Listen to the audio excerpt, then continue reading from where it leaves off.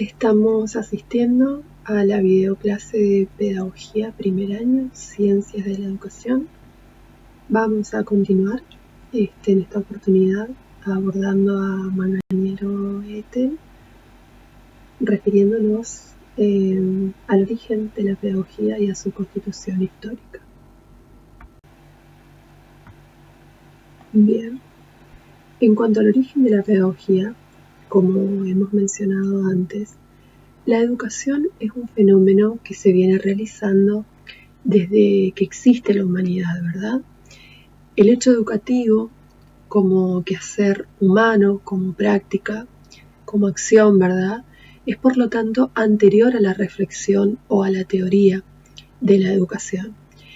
La pedagogía tiene su origen en la necesidad que hubo de la sociedad de transmitir a las futuras generaciones el tesoro cultural, de propagar el caudal de conocimientos, de hábitos, ideas, ¿no es cierto?, a las nuevas generaciones. Entonces, eso es un poco lo que nos describe Manganiello, ¿no es cierto?, cómo se han ido estructurando a través del tiempo las etapas de la pedagogía. Así vamos a poder afirmar que la pedagogía como ciencia es el producto de una lenta pero progresiva evolución en la humanidad. Y en líneas generales podemos indicar 4 grandes etapas en esta estructuración de la pedagogía como ciencia.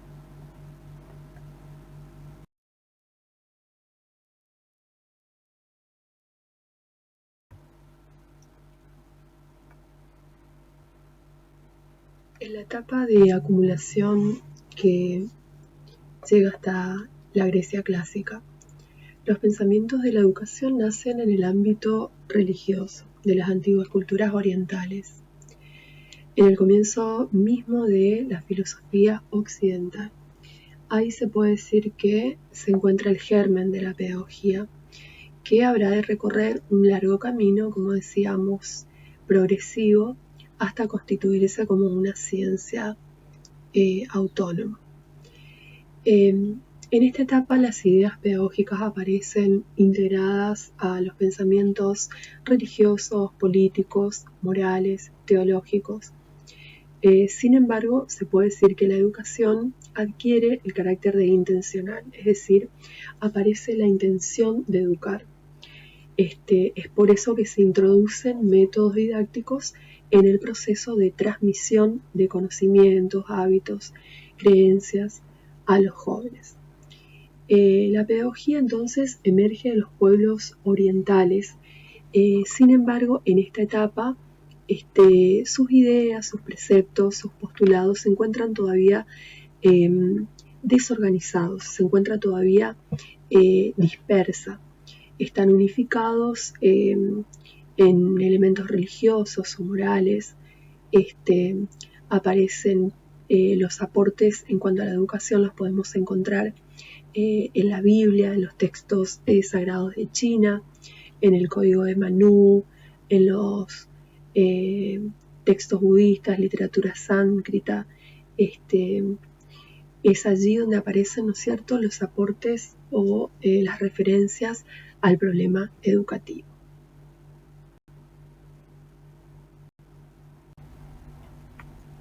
En la etapa de estructuración, que va desde la Grecia clásica hasta el siglo XVII, los saberes que integra la pedagogía se van consolidando en la medida que se van desarrollando, se van enriqueciendo, y se va volviendo así la pedagogía más compleja. Sin embargo, todavía no puede hablarse de una ciencia independiente, autónoma, organizada. Entonces, la doctrina pedagógica, por un lado, si bien se encuentra algo estructurada, continúa apareciendo integrada a la filosofía, a la política, teología, moral, como hemos mencionado.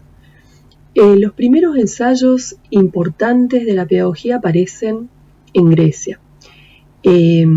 Son los primeros que han reflexionado sobre la educación, sobre la esencia, sobre la naturaleza misma de la educación, fueron los griegos. De hecho, precisamente en la República de Platón, en la obra de Platón, es donde se puede observar ya una pedagogía bastante completa.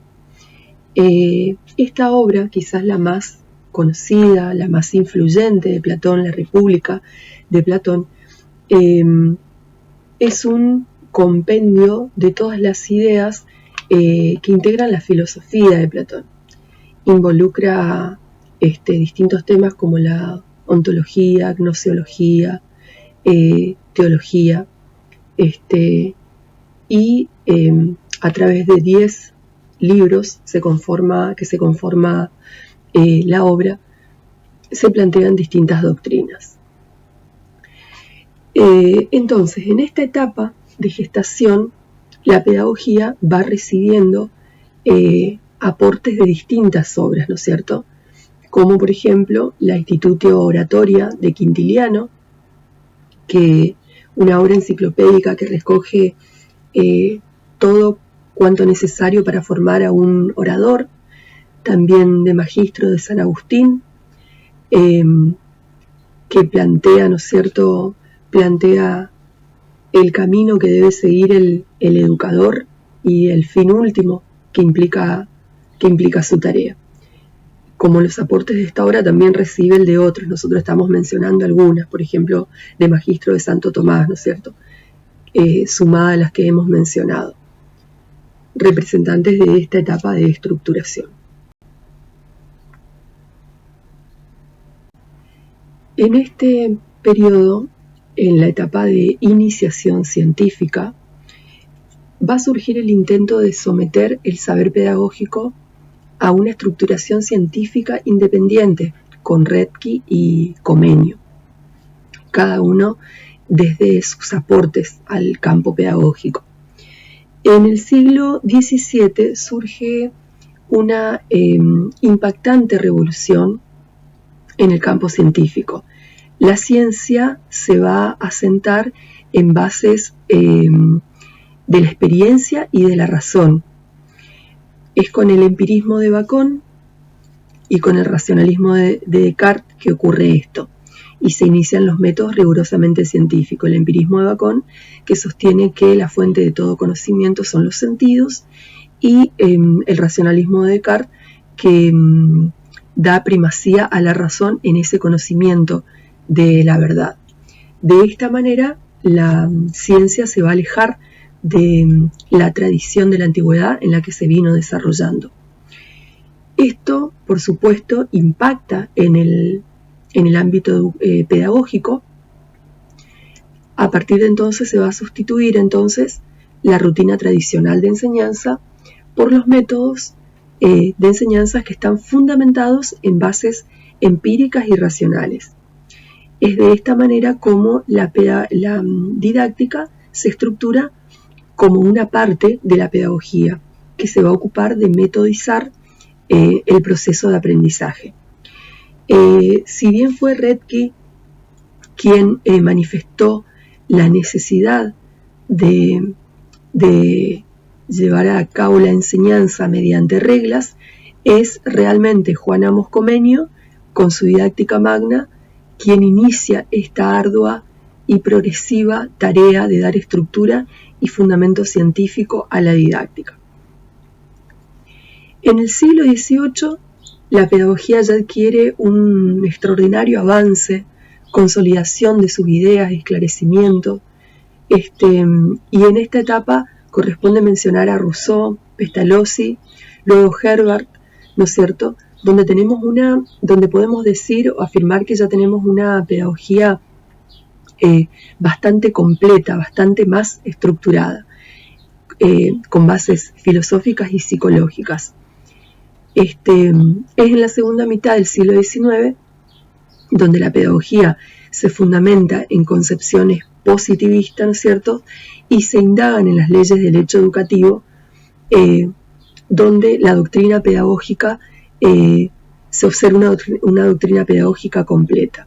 Sin embargo, la autonomía de la pedagogía, independiente de las demás ciencias, todavía no está consolidada.